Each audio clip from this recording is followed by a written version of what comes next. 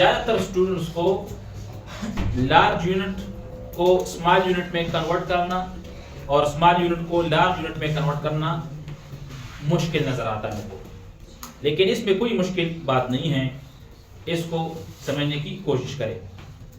अगर स्टूडेंट्स ने ये समझना है कि मैं लार्ज यूनिट को स्मॉल यूनिट में कन्वर्ट कर लूं और स्मॉल यूनिट को लार्ज यूनिट में कन्वर्ट कर लूं, तो इसको सबसे पहले ये जानना चाहिए कि फिजिकल क्वांटिटीज के यूनिट क्या है। बेस फिजिकल क्वांटिटीज हमारे पास 7 है, जिसमें है length, mass, time, temperature, amount of substance, electric current and intensity of light. इसकी यूनिट आपको जानना चाहिए। लेंथ का यूनिट है मीटर, मास का यूनिट है किलोग्राम और टाइम का यूनिट है सेकंड, टेम्परेचर का यूनिट है केल्विन, इलेक्ट्रिक करंट का यूनिट है एम्पियर, इंटेंसिटी ऑफ लाइट का यूनिट है candela and amount of substance का यूनिट है मोल। तो ये याद करना चाहिए, इसके सिंबल भी आपको याद होनी चाहिए।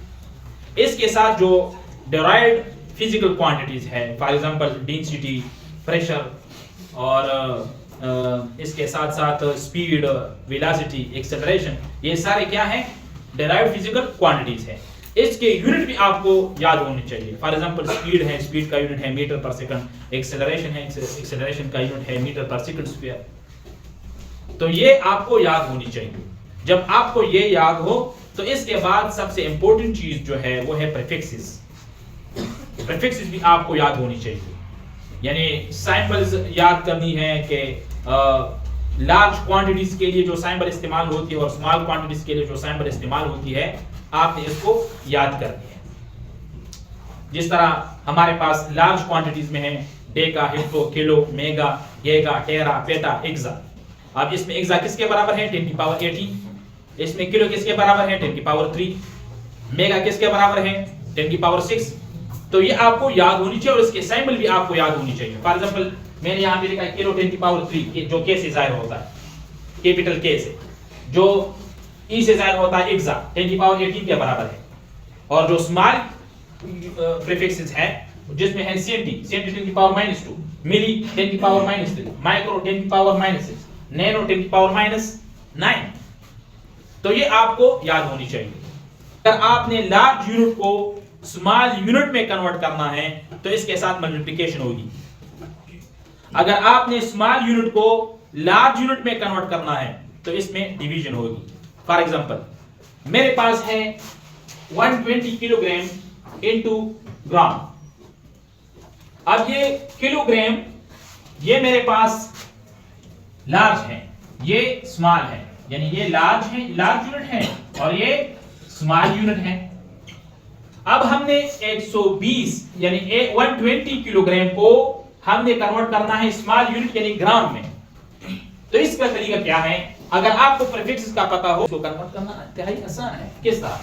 120 अपनी जगह पे किलो। अब ये देखो, ये प्रीफिक्सेस हैं। हमने प्रीफिक्सेस में पढ़ा है कि किलो के जब आ जाए तो इसका मतलब है 10 की पावर 3।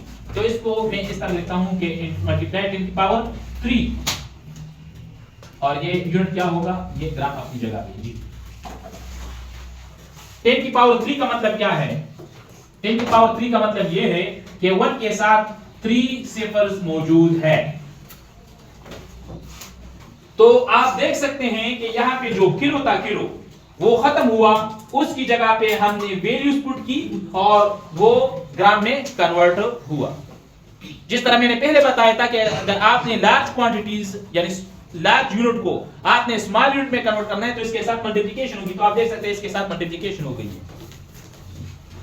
तो आप 120 मल्टीप्लाई 1000 ग्राम क्या आता है?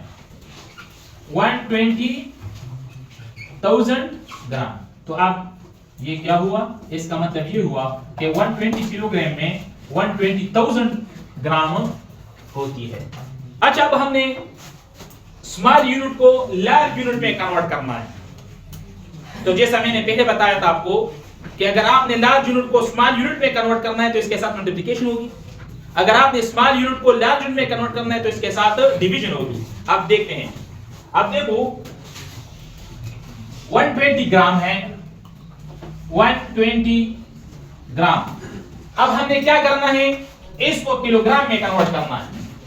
तो 120 यहाँ पे मैं के लगाता हूं, अगर के मैं लगाऊं तो ये किलोग्राम में कन्वर्ट होगा, लेकिन ये के मैंने अपनी तरफ से लगाया है, तो इस वजह से मैंने यहाँ पे डिवीजन फॉर्म में भी लिखना है।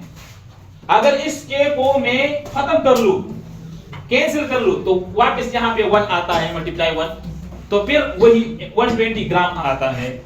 इसका मतलब यह है कि अगर मैंने के लगाया तो डिवीजन फॉर्म में मैं के लगा सकता हूं, ताकि ये कैंसिल हो जाए, यहाँ पे वो वापस 120 ग्राम आ जाए। तो अब देखो 120 किलोग्राम, अब ये किलोग्राम में कन्वर्ट हुआ, लेकिन यहाँ पे जो के बन गया, ये इसको मैंने इसकी वैल्यू मैंने पुट करनी है 10 की पावर 3, और आप जानते हैं कि 10 की पावर 3 जो है, इसका मतलब ये है कि 1 के साथ 3 सिफर। तो वही बात मैं फिर दोहराता हूं कि अगर स्मॉल यूनिट को आपने लार्ज यूनिट में कन्वर्ट करना है तो इसके साथ डिवीजन होगी। तो आप देख सकते हैं कि हमने क्या किया है, 1000 पे डिवाइड किया है। तो ये सिफर इस सिफर के साथ कैंसिल, इस 0 के लिए 2, इस 0 के लिए 1, और इस 1 के लिए यहां पे डेसिमल पॉइंट। तो इसका मतलब है कि 0.12 किलोग्राम। यहां पे आप देख सकते हैं, जब मैंने 120 ग्राम को किलोग्राम में कन्वर्ट किया तो ये 0.12 किलोग्राम के बराबर है, और जब 120 किलोग्राम को ग्राम में कन्वर्ट किया तो ये 120,000 ग्राम के बराबर है। तो इसी तरीके से हम यूनिट कन्वर्ट कर सकते हैं।